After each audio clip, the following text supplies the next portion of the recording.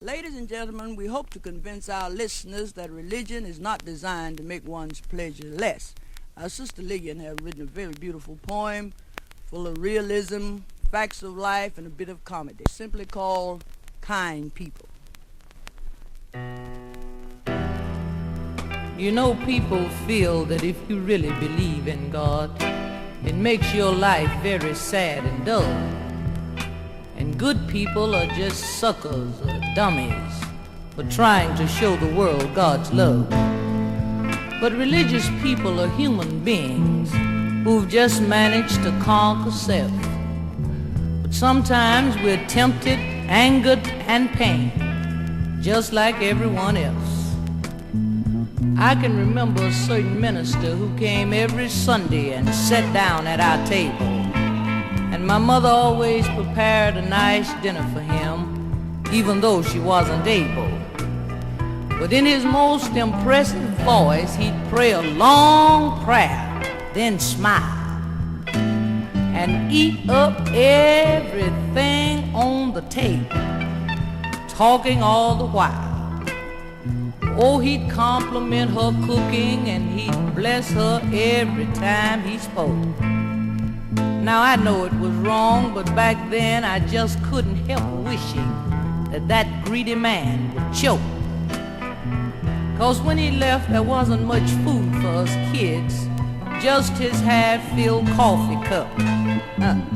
I can still remember the name we kids gave him too. We called him Reverend Eat 'em Up.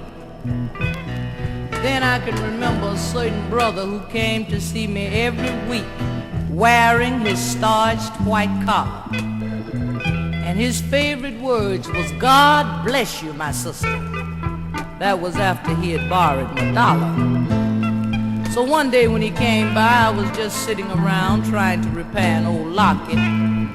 I said, "Brother Brown, you know I appreciate your wish for God's blessing, but you've just put mine in your pocket.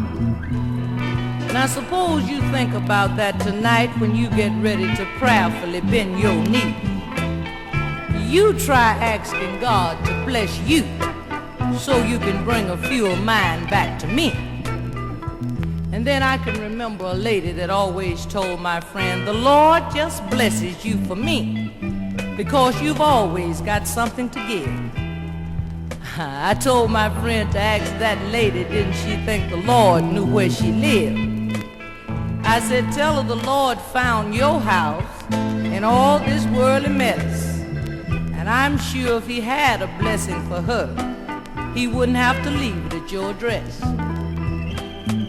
Then there was a promoter one time that asked us to travel 1,000 miles, but he thought our asking to be paid was wrong. I asked him what was we supposed to do for gas at the service stations along the way. Jump out and sing a song? And if we tell the hotel managers we work for the Lord, would he guarantee they'd let us sleep? And I told him that if the telephone company took faith for that long distance call he was making, then I'd try to use it to buy me something to eat. But you see, a lot of people think religion makes you some kind of squat, and hustlers take you for a handy tool. They don't seem to understand that the God we serve is the supreme intelligence, and his children are hard to fool. I tried to help a new neighbor the other day who needed my cooking pot. And would you believe she came right back for eggs, salt, pepper, my iron, my broom, and mop. Now these are just a few of the things that can help you understand why kind people are so very few. Because you get the feeling everyone you meet is trying to con or hustle you. And I can't forget the young man that told me, if God had so much power, then why don't he stop me from doing wrong?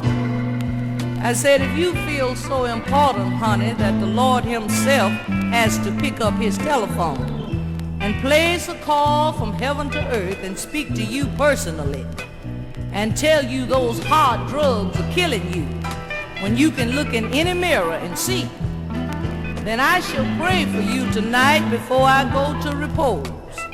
that the sweet bird of paradise fly up your nose and examine what brain is left in your head before you wake up, child, and find your own self dead. But you know, the thing I find amazing is the views some people hold and the way they feel so indispensable to a God who can turn stones to souls. No, we religious people are not crazy, foolish, and square. We just try and try again because we see every man as a brother and we try to treat everybody like a friend.